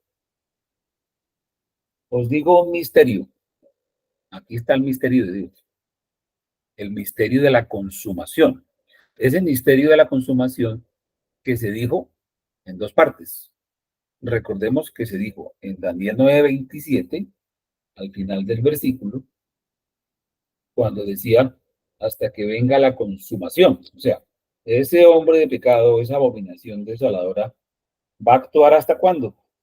Hasta que venga la consumación. Y lo que esté determinado se derrame sobre el desolador. Después de la consumación comienza derramamiento de qué? De las copas de ira sobre el desolador.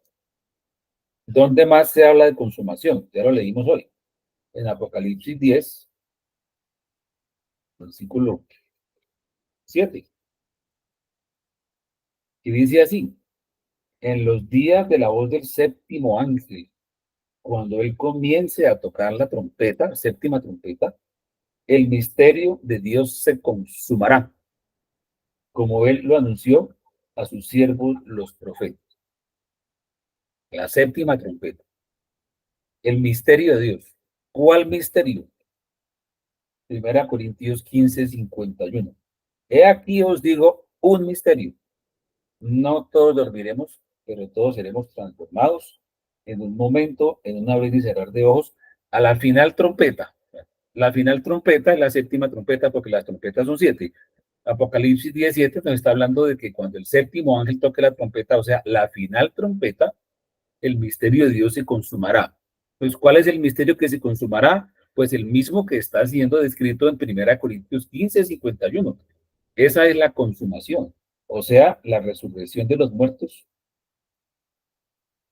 y los que no van a ver muerte, o sea, los que van a pasar directo a cuerpo glorificado, o sea, el arrebatamiento.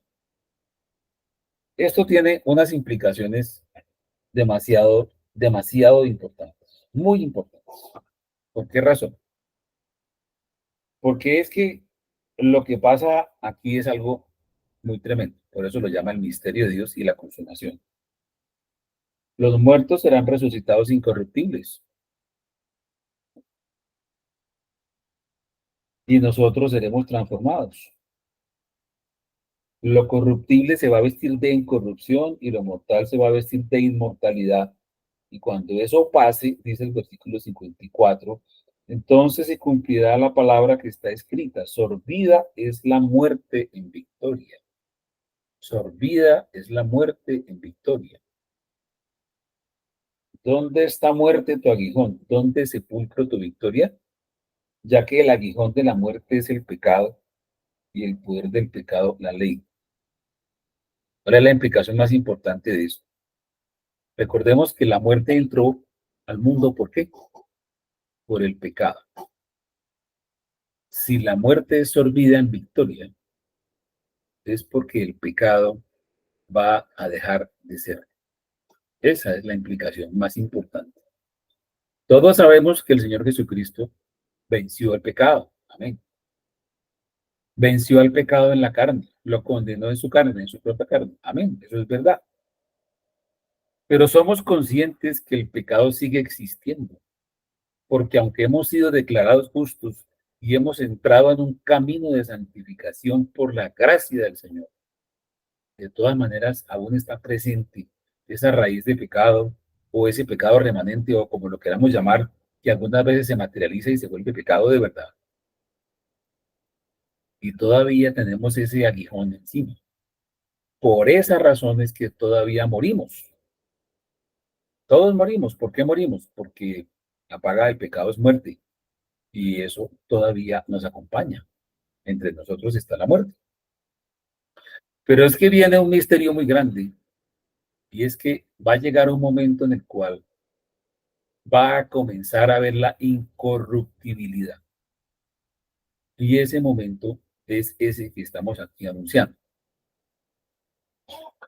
Cuando va a haber la resurrección incorruptible de unos muertos en Cristo, pero por otro lado, algo mucho más grande, y es la transposición de unos vivos que no van a haber muerte, sino que serán pasados transformados sin ser desnudados, como decía el apóstol Pablo. Yo mismo quisiera ser revestido y no desnudado. Pablo era uno que anhelaba tremendamente, porque él en el tercer cielo le fue mostrado todo esto. Entonces, él anhelaba poder pasar vivo a la presencia del Señor. Alguna vez dijo, por si de alguna manera alcanzase la resurrección de entre los muertos, ustedes han leído esa escritura, si de alguna manera lo alcanzase, por eso prosigo el blanco, a ver si puedo hacer aquello para lo cual fui asido por Cristo Jesús. Él tenía en su corazón una pasión inmensa por llegar a ese punto, por eso cuando hablaba del arrebatamiento, hablaba en primera persona y no en tercera persona, porque él quería ser de los incluidos en este misterio de Dios consumado. Lo glorioso de esto, mis queridos hermanos y hermanas, es que el misterio más grande que Dios tiene reservado para su iglesia es que hay un pueblo que va a ser traspuesto, que no va a haber muerte, lo mismo que pasó con Enoc, lo mismo que pasó con Elías. Pero ¿por qué no va a haber muerte? Porque el aguijón de la muerte, que es el pecado, va a ser vencido. Esa es la clave. Cuando Enoc fue traspuesto es porque caminó Enoc con Dios y no vio muerte porque tuvo testimonio de haber agradado a Dios. Eso es un anticipo de lo que Dios va a hacer con su iglesia, la que alcance ese punto, la que alcance, como decía el apóstol Pablo, si de alguna manera alcanzase la resurrección de los muertos. Pues precisamente la tribulación es para qué? Es para que el camino de santificación en un remanente escogido por él se perfeccione y de esa manera venza finalmente al pecado en forma explícita y contundente, como teniendo una consecuencia lógica, y es, si ya no hay pecado, entonces ya no hay muerte. En ese momento, el Señor Jesús está listo para aparecer y para tomar a esa iglesia en perfección, junto con los resucitados en perfección y con un pueblo de perfeccionados, poder ejecutar los juicios sobre el mundo. Ese es su glorioso y verdadero propósito. Por eso es que es tan sumamente glorioso este misterio, que Pablo lo menciona y lo anhelaba tanto y se apasionaba tanto con él, porque es el momento en el cual se va a cumplir lo que le dijeron a Daniel en la semana 70. Y eso de pronto hemos pasado por ese versículo un poco rápido, pero no hemos visto la implicación que tiene ese versículo, que es Daniel 9:24. ¿Qué dice esa escritura, hermano Ramiro?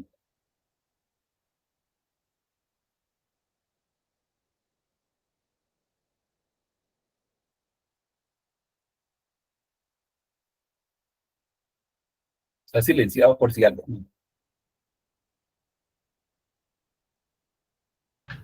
9:24 dice así: 70 semanas están determinadas sobre tu pueblo y sobre tu santa ciudad, para terminar la prevaricación y poner fin al pecado y expiar la iniquidad para traer la justicia perdurable y sellar la visión y la profecía y ungir al Santo de los Santos. Amén. Fíjense ustedes en lo siguiente. El Señor Jesucristo murió en la semana 69 y quedó pendiente la última semana. Entonces, 70 semanas, no 69, 70 semanas están destinadas para, entre ellas, poner fin al pecado. Entonces, sí, el Señor Jesucristo abrió la puerta para vencer al pecado, para ponerle fin al pecado, pero al pecado se le va a poner fin en la semana 70, no en la 69, porque el Señor Jesucristo fue la primicia, pero el fin se le va a poner en la semana 70, cuando venga la consumación del misterio de Dios. En pocas palabras, es por causa de la obra que el Señor va a hacer en su iglesia, de llevar la perfección a través de la tribulación, que se va a poner fin al pecado. Y cuando se ponga fin al pecado, entonces la muerte ya no tiene potestad, porque el Señor Jesucristo fue resucitado, porque dice la Escritura, la muerte no le pudo retener, por cuanto nunca pecó. De igual manera, bástale al discípulo ser como su maestro, a esas primicias que el Señor va a redimir. No estoy hablando de la redención del alma, sino de la redención del cuerpo, que es el último elemento que tiene que ser redimido en nosotros, pues va a ser plenamente redimido cuando finalmente ya no haya pecado, por el cual haya un aguijón para que exista la muerte. Lo acabamos de leer en la epístola a los Corintios. El aguijón de la muerte es el pecado. Si usted quita el pecado, se acabó la muerte. Y esa es la gran victoria que finalmente está anunciada en las Escrituras, que el postrer enemigo a ser vencido va a ser la muerte. Qué contraste tan exquisito y tan impresionante, hermanos y hermanas, que en esta época en la que hay un grupo de élite que quiere perpetuarse con, entre comillas, existencia eterna a través del transhumanismo y a través de la ingeniería genética, y quieren cambiar sus genes y modificarlos para que no se enfermen nunca y para perpetuarse, y andan hablando inclusive de que en el año 2045 van a poder lograr la singularidad, y es que van a vencer la muerte. ¿Qué contraste tan grande va a ser cuando a esa gente les sea pasada por la cara un pueblo que venció la muerte porque le pusieron fin al pecado, que era el aguijón de la muerte? Esas son las obras que el Señor hace. Esas son las obras grandes que el Señor Jesucristo alguna vez dijo. Obras mayores haréis porque yo voy al Padre. Ese es el poder de Dios, hermanos. Eso es lo que Dios Gloria, quiere para nosotros. gloria a Y Dios. eso es lo que tenemos la posibilidad de estar allí incluidos en esa gloriosa misterio de consumación del Señor. Miremoslo en otras escrituras. Vamos a ver cuántas alcanzamos a leer hoy, pero miremosla en las siguientes escrituras. Miremos Romanos 8, del 18 al 23. Romanos 8, del 18 al 23. Dice así: pues tengo por cierto que las aflicciones del tiempo presente no son comparables con la gloria venidera que en nosotros ha de manifestarse, porque el anhelo ardiente de la creación es el aguardar la manifestación de los hijos de Dios, porque la creación fue sujetada a vanidad, no por su propia voluntad, sino por causa del que la sujetó en esperanza, porque también la creación misma será libertada de la esclavitud de corrupción a la libertad gloriosa de los hijos de Dios, porque sabemos que toda la creación gime a una y a una está con dolores de parto hasta ahora. Y no solo ella, sino que también nosotros mismos, que tenemos las primicias del Espíritu, nosotros también gemimos dentro de nosotros mismos, esperando la adopción, la redención de nuestro cuerpo. La redención de nuestro cuerpo, hermanos. La redención de nuestro cuerpo. Qué belleza. ¿Sí? Nuestra alma fue redimida por Cristo, amén. ¿Cuándo? Cuando nos entregamos a Él en arrepentimiento y fe. Y decidimos seguirle, obedecerle, y el paso va a ser morada con nosotros en el Espíritu. Pero nuestro cuerpo aún no ha sido redimido. ¿Por qué no ha sido redimido? Porque aún tenemos el estorbo del pecado, el pecado remanente y que de vez en cuando nos traiciona. Sin embargo, aquí dice el apóstol Pablo, esa gloriosísima esperanza, dice, no solo ella, o sea, la creación está esperando, y lo dice el apóstol Pablo, como con dolores de parto, está esperando que la libertad gloriosa de los hijos de Dios. El anhelo ardiente de la creación es el aguardar la manifestación de los hijos de Dios. Y si la creación va a ser libertada, ¿cuándo va a ser libertada? Pues no será cuando ya no haya creación, o sea, cuando cielos nuevos y tierra nueva, no, la creación va a ser libertada antes de que pase eso. Nosotros también gemimos dentro de nosotros mismos esperando la adopción. Y el explicativo de eso es la redención de nuestro cuerpo. Eso es lo que Pablo esperaba y anhelaba con tanto fervor y con tanta pasión. La redención de su cuerpo. Cuando el cuerpo sea redimido, es porque ya el pecado no tiene potestad sobre nosotros. Eso se puede ver claramente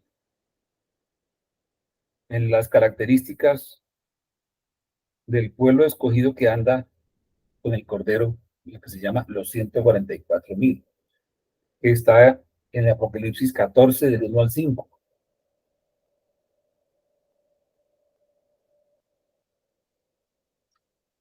Del 1 Al 5. 14, del 1 al 5. Dice así: después miré, y aquí el Cordero estaba en pie sobre el monte de Sión, y con él 144,000 que tenían el nombre de él y el de su padre escrito en la frente.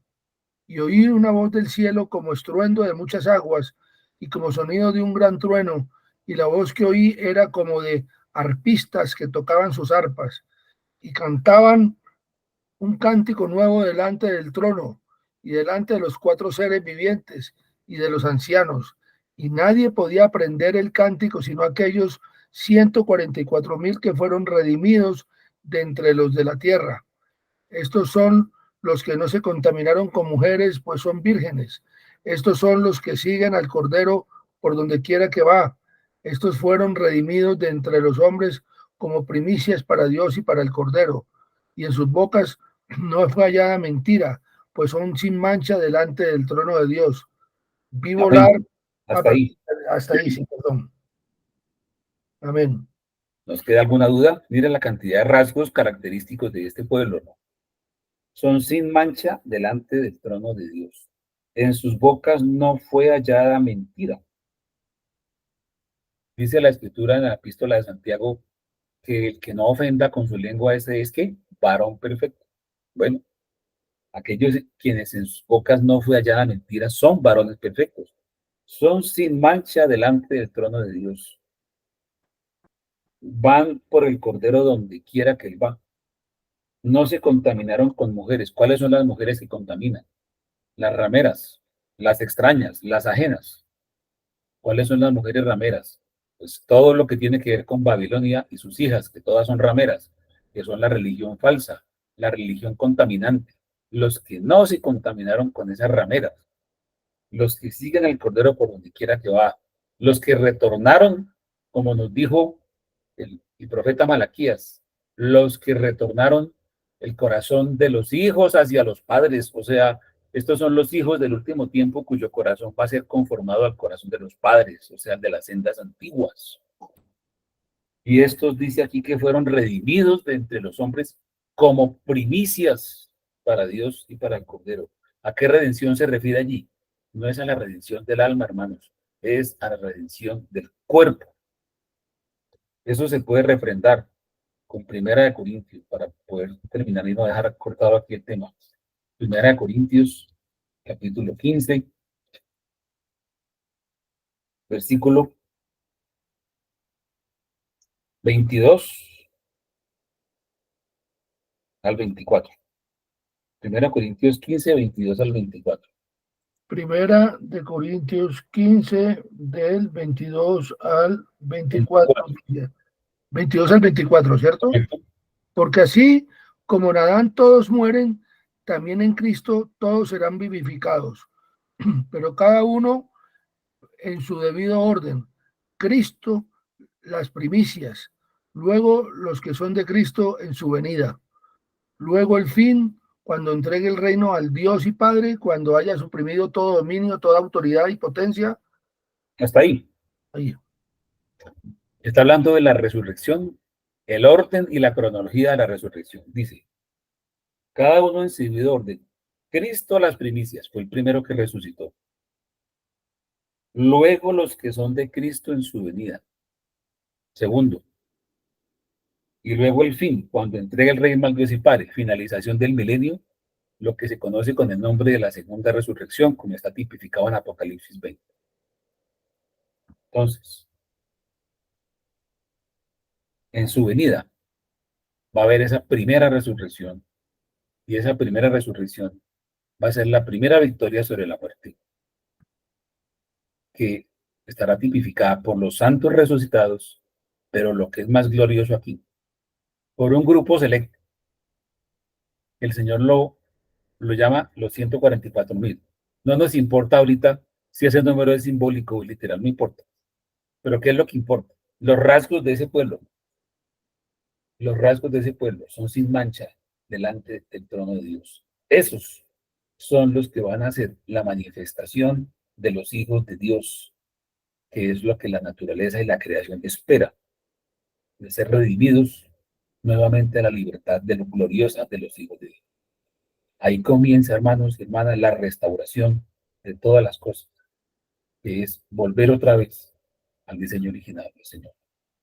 Amén. Yo pienso que por hoy terminamos acá.